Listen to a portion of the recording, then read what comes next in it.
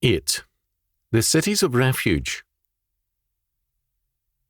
The city in the Bible and in much of the ancient world has a very different character than the modern metropolis or village. It was so radically different that any understanding of it escapes most people. The modern city is a miscellaneous collection of peoples representing very dissimilar faiths and interests. It is an economic and political entity. It can have also nationalistic orientations, but it is essentially cosmopolitan and open to all.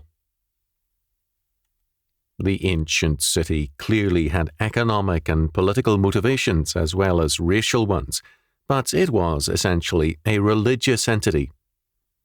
The people were in covenant one with another and had established a bond also with some particular gods. There could be great discrepancies in social status and power, but the people of a city were the people of a common faith. For this reason, biblical prophecy uses the city as a type of a particular faith. Babylon the Great is the kingdom, church or community of humanism. Revelation chapter 17 verse 5, whereas the Lord's city or community is the New Jerusalem. Revelation chapter 21 verse 2, God's covenant realm. The city is thus seen in Scripture as a covenanted community. There was a time when, in Europe, as in the United States, the church was the building which commanded the commons or the public square. In New England, new towns could be built only with the approval of civil and religious authorities. In a very real sense, we can say that present-day cities are still religious, but their religion is humanistic statism. Federal, state, county and city buildings increasingly dominate the city as the church once did. With this in mind, let us examine the meaning of the cities of refuge. The cities of refuge were places of safety for a man who was involved in the accidental death of another. Exodus chapter 21, verses 12 to 14.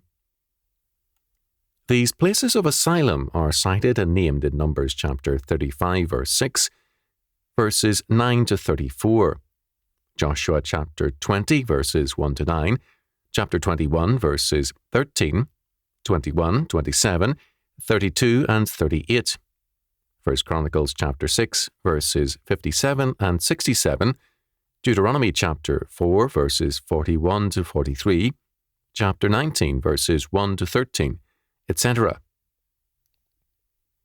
From these texts it is clear, first, that in an accidental death, the man, quote, responsible, end quote, had to be protected in a place of refuge. Such cases are like that of a man whose axe head flies off and kills a fellow worker. If the man had known that his axe was defective and done nothing about it, he was guilty. If not, he was innocent and was entitled, after a hearing, to refuge. Second, the cities of refuge were Levitical cities, set apart for the Levites, who were the religious instructors of Israel. Deuteronomy chapter 33, verse 10. The guardians of the covenant law word were thus also the guardians of the cities of refuge. The Levites were thus tied to the covenant refuge and peace. Sanctuary was with the Levites, God's servants of his word, not with civil authorities.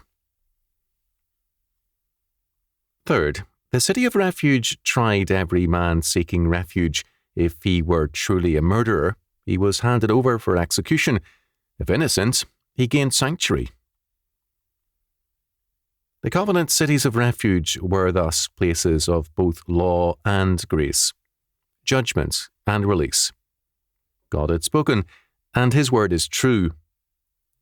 The fleeing man could take refuge in God's appointed cities.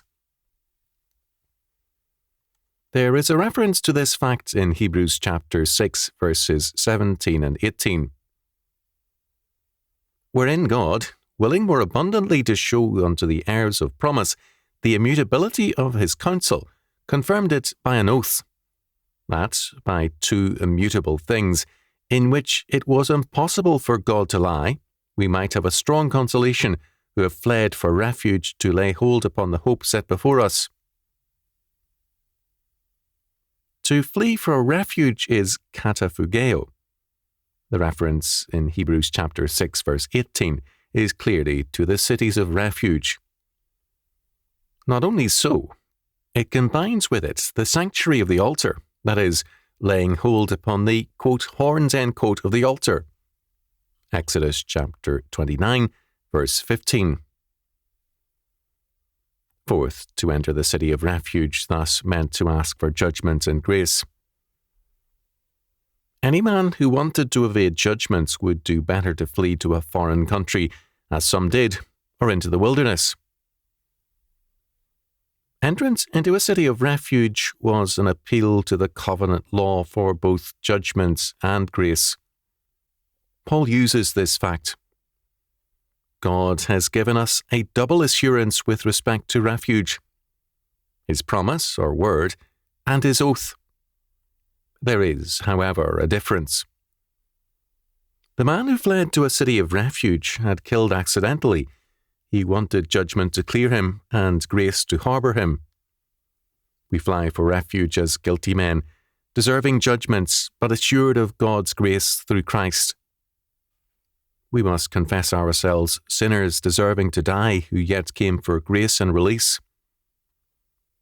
Paul thus alters the status of the refugee dramatically, whether redeemed or not yet redeemed. They come to the place of refuge as guilty men. Fifth, Christ and his cross are our city of refuge. Because he is the covenant man, he in whom both parties to the covenant are one, we find in him our covering and refuge from judgment. The wrath of the law against sin falls upon him as members of his body. As his covenant people, we have refuge from judgment and freedom through grace. A very interesting fact about the cities of refuge in Israel was that sanctuary was highly regarded as a covenant privilege. As a result, at all crossroads, signs were required to point the way clearly to the nearest city of refuge. Moreover, the roads leading to the cities of refuge had to be straight and level, and always kept in good repair. On arrival, the refugee presented himself to the city elders, so that the entire premise of his flight was to seek justice and freedom, and to seek refuge in the covenant law. The covenant law was thus seen as both judgments and safeguard, as the preservation of God's covenant order, and as the source of covenant grace. The elders of the city provided him with accommodations as well as protection. Throughout the centuries of church history, the church has functioned as a city of refuge.